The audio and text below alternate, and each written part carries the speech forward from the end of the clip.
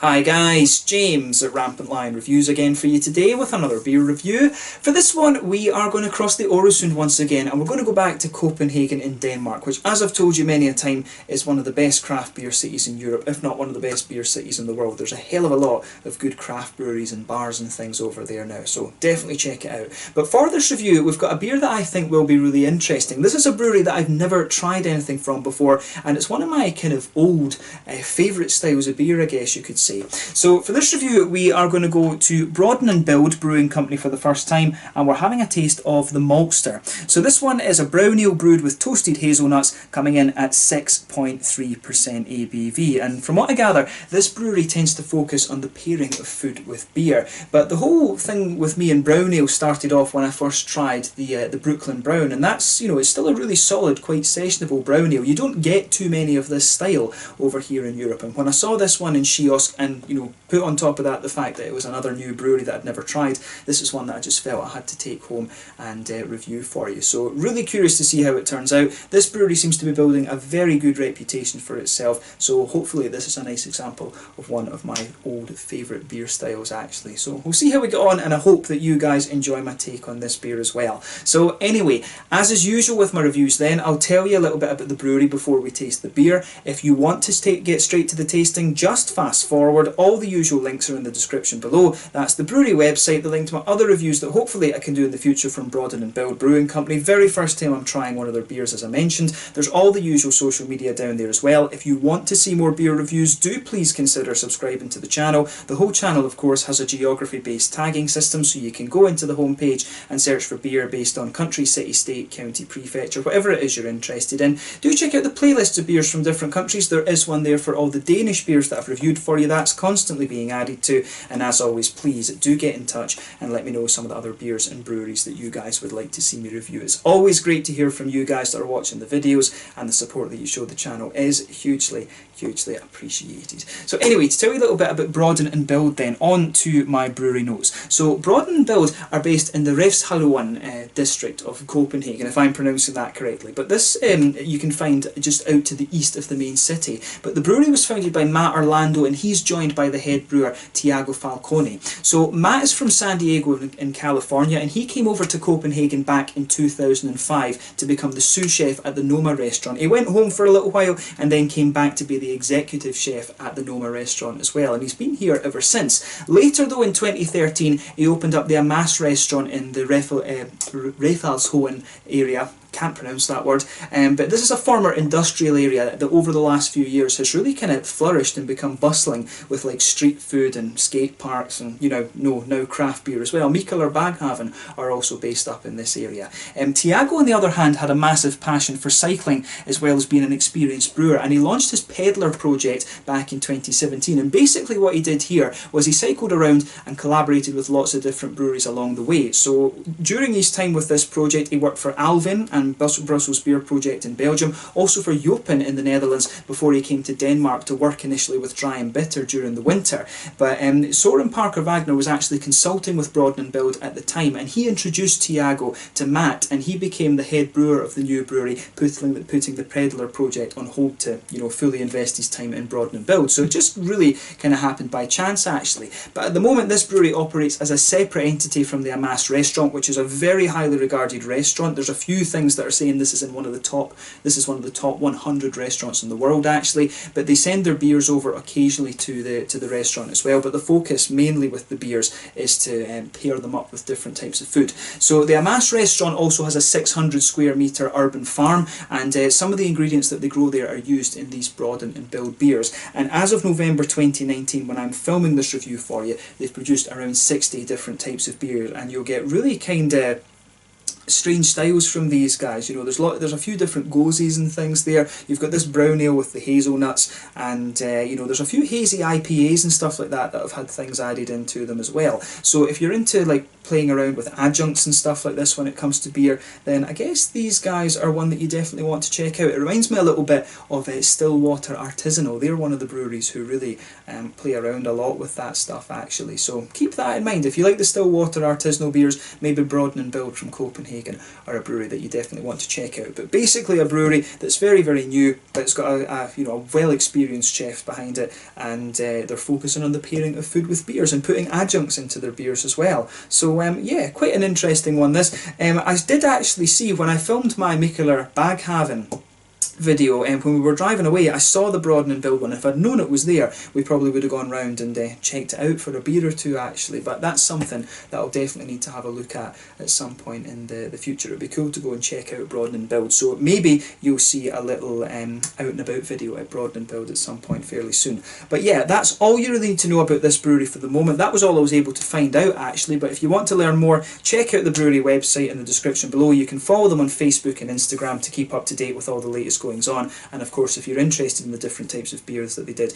you can check out the Rate Beer and Untappd pages as well. So yeah, let's get on to the actual tasting of this beer then. So I'll just let you have a little look at the artwork of this one before we open it up. You know, it's in one of these typical kind of New England IPA style cans, you know, the sort of minimalist thing, but with the kind of groovy artwork there. So a sort of graffiti style thing in this. I'm sure my friend Peter over at the Clueless Drinker we'll be able to describe this art a little bit better to you than I can. The one thing about this beer as well is that it's made with Gurup gourd malt, which is quite a well-known farm actually over in Denmark that are specialising in malt now, which is pretty cool. Maybe more of the Danish breweries will start to use them. But it says that this one is a Belgian-inspired brown ale brewed with organic Danish malts and Gurup gourd malt and toasted hazelnuts. So yeah, should be quite interesting. You can see there is the Broaden and Build brewery symbol there, which is just the outline of their building actually. It's kind of quite cool. It's basically in the side of this old in a big factory hall thing actually. That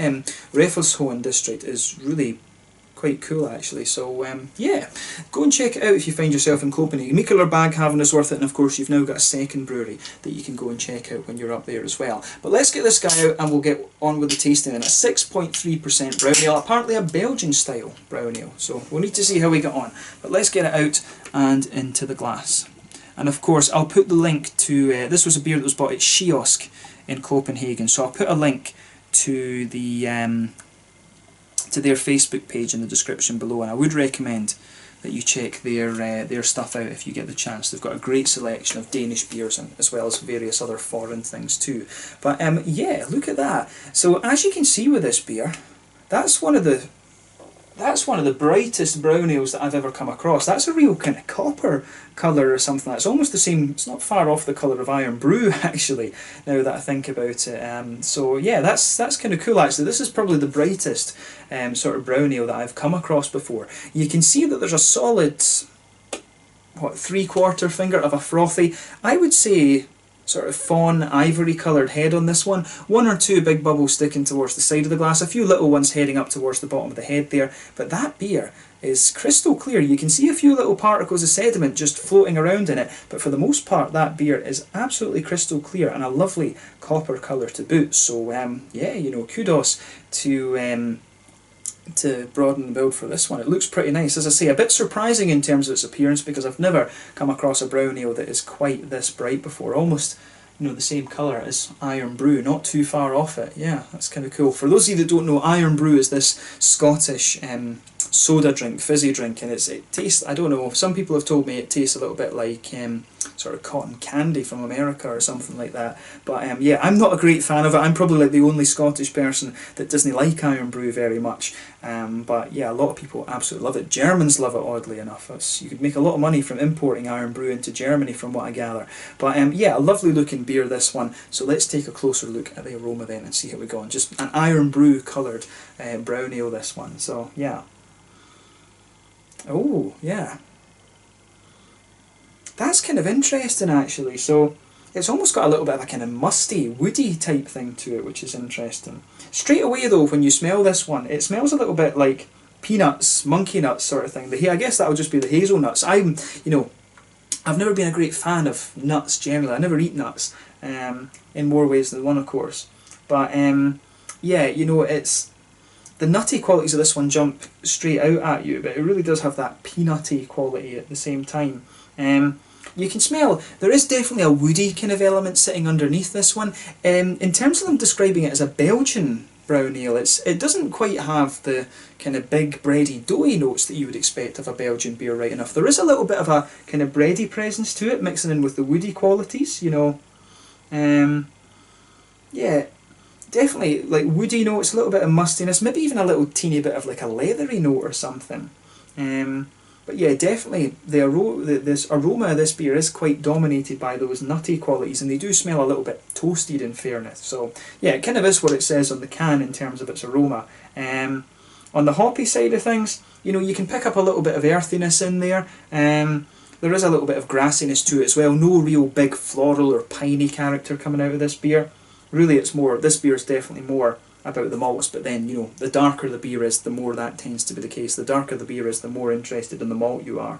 But yeah, an interesting aroma that. In terms of fruitiness, there's not much to report on that actually. There's maybe a teeny little bit of like a kind of figgy, blackcurranty type thing, but very, very minimal. Sort of candied strawberry, red fruity ester coming out of this beer, but really the main focus is on the nutty notes. Like I say, a little bit of a kind of brown bready base to the beer, nowhere near doughy and things like you would think of the Belgian brown ales. Maybe a little bit of a biscuity sweetness as well. In fairness, that's something else that's coming out of this beer later on, but definitely a lot of kind of toasted, nutty qualities to this one, which is what it says on the can. So state the obvious, but yeah, take a little bit of time and enjoy that aroma before you get stuck into it. But it does come across as a pretty nice smelling, quite malty leaning beer. So yeah, I'm curious to see how this one turns out. So yeah, take a little bit of time and enjoy the aroma before you get stuck into it, but we're going to have a taste of this one now and just see how it got on. This one is the Maltster, a 6.3% brown ale, apparently Belgian inspired, with toasted hazelnuts added into the brew from Broaden and Brewing Company in Raffelshoen, if I'm pronouncing that correctly, or Raffelshoen, in Copenhagen, across the water in Denmark. Let's get stuck into this one. Slàinte, skål.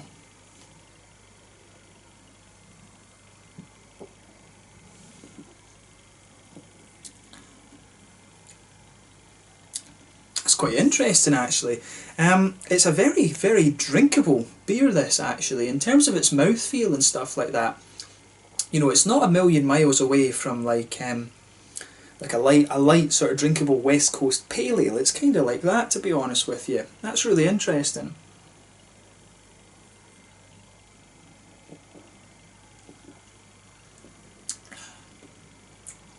Yeah, this one, take a few gulps of it before you start to analyse it too much. I was expecting this to be a kind of sipper beer, this one, but I suppose at 6.3%, you know, it is kind of it is, you know, it probably is more of a kind of sessionable beer rather than anything else. I mean, I always tend to think when it comes to the brown ales and the Scotch ales and Doppelbocks and things like that, these darker beers, for me it's the sort of beer that I would share with. I'm going to share this beer afterwards, of course, but these are the sort of beers that I would share with somebody. But this one is one that you could actually drink yourself in one go, actually, so kudos to Broaden and Bill for that. It's quite difficult to get a brown ale that you could say that about, to be honest, so yeah.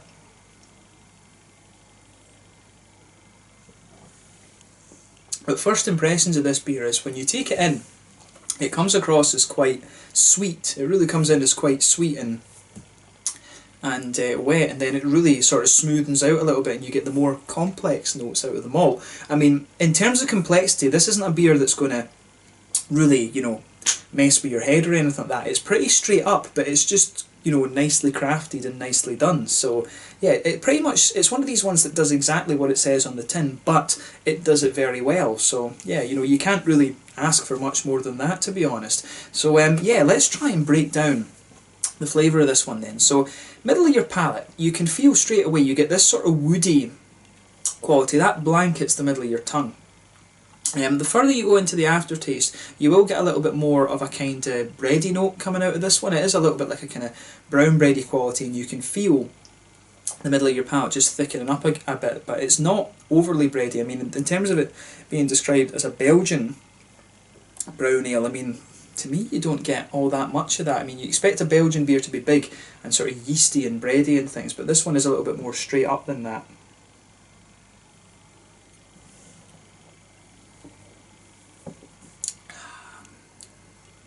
Yeah, that's a really, really pretty damn nice beer actually.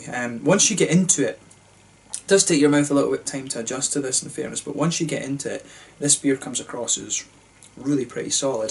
The way that the nutty flavours come out of this is really nice. It feels like that sort of woody and bready base of the beer is really just infused with them, actually, and you do get some of the kind of toasty notes. The toastier side of it is a little bit more kind of subtle in things, and as I say, it comes out the further you go into the aftertaste. If you go into the very centre of your tongue, you get a little bit of a kind of sweet. There is a wee touch of caramel to this beer, but as you move further out from the centre, it becomes a little bit more biscuity, like a little bit like a McVitie's Digestive or something like that. But really, this beer does start to lean more towards the sweet side of things the more you drink of it, actually.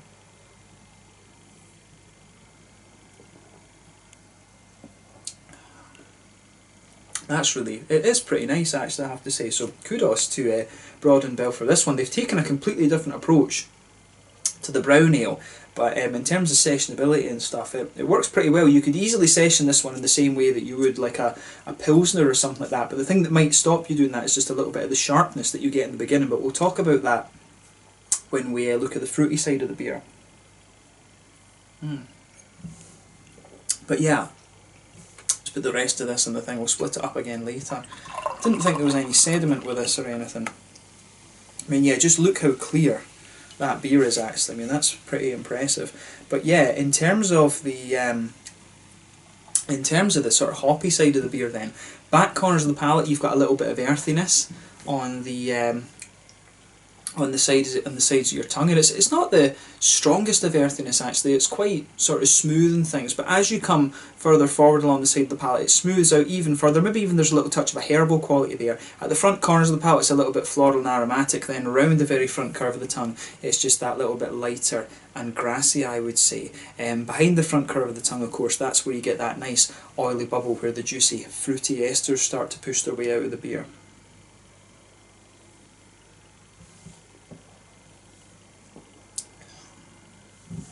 So yeah, like I was saying earlier, when you take this beer and you get a little bit of sharpness out of it in the beginning.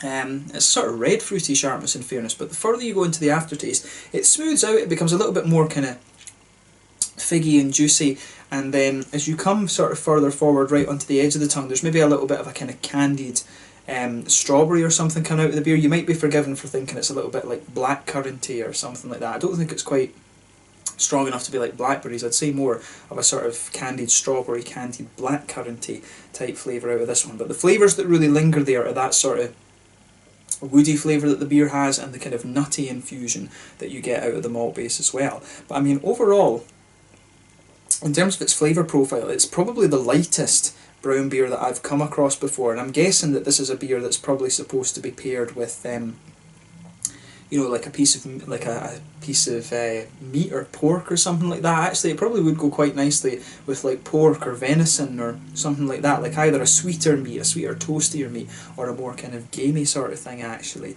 So yeah, it's an interesting concoction, this one, I have to say. It's the most unusual brown ale that I've come across yet on the channel, and yeah, I mean, if you are watching from Denmark, of course, give me some other brown ale recommendations, because I think this is really interesting. If you're watching from anywhere, give me some brown ale recommendations. I always enjoy reviewing brown ales. Probably the best one I've had from Denmark so far, actually, was the Karma Citra from Beer Here. That's a beautiful beer, and I think that's probably still the best brown ale that I've reviewed for you on the channel, but this is definitely the most sort of unusual one so far. But yeah, in terms of the mouthfeel then, how would we go with the mouthfeel for this beer?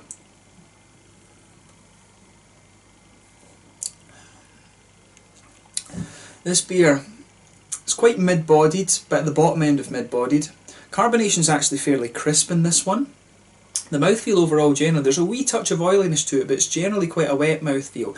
The malt base and centre of your palate, like I said, it's quite woody. It gets a little bit drier the further you go into the aftertaste. A little bit of sweetness popping up out of it as well. Some nice floral aromaticity there. And a little bit of grassiness. In terms of bitterness, I think you're talking maybe about 25 or 30 IBUs out of this one. There's not too much in the way of bitterness to this beer at all. The fruitiness has a little bit of sharpness in the beginning, and it rounds off and gets a little bit more juicy the further you go into the aftertaste as well. But I mean, overall, A really interesting beer, this one. Probably the most unusual brown ale that I've come across, so definitely quite an interesting one to do. It's my first review from Broaden Build. So the next time I'm over in Copenhagen, I'll need to have a look for some of their beers and just see if there's anything in particular that takes my fancy. But I think I've got a feeling that these guys might be getting into Berliner Weisses and things, so to try some of their Berliner Weisses I think would be a very interesting exercise, so we'll see how we go with that over the next little while. But yeah, really cool to try my first beer from Broaden and Build, and I hope that you guys have enjoyed my take on this one. Definitely cool to introduce you to another Copenhagen brewery too. And like I say, if you're watching from Denmark, let me know any other breweries that I've not come across before as well. So yeah, let's leave it at that. Once again, thank you for watching my beer reviews. Until the next time, please like, subscribe, share, all the usual YouTube stuff. Let me know your own thoughts on this beer in the comment section below. Let me know what your favourite beers are from Broaden and Build as well. Do give me some other Danish beer recommendations, but this one has been the Maltster. A 6.3% brown ale, Belgian-inspired brown ale apparently, although I don't particularly agree with that. It is a little bit more like an English brown ale in some ways, to be honest with you, but not quite as kind of grainy and stuff. But yeah, brown ale coming in at 6.3%, brewed, pardon me, with toasted hazelnuts. So yeah, interesting beer, and one that you should have a go at for yourself, particularly. Geez, this one is giving me a bit of gas, particularly if you enjoy this style. So yeah, until the next time, slange just now, and I'll catch you guys soon. The Maltster from Broaden and Build Brewing Company in Raffelshoen in Copenhagen over in Denmark. Till the next time, slange just now, and I'll catch you guys there. Slange, skull, make sure you check out this beer. Cheers.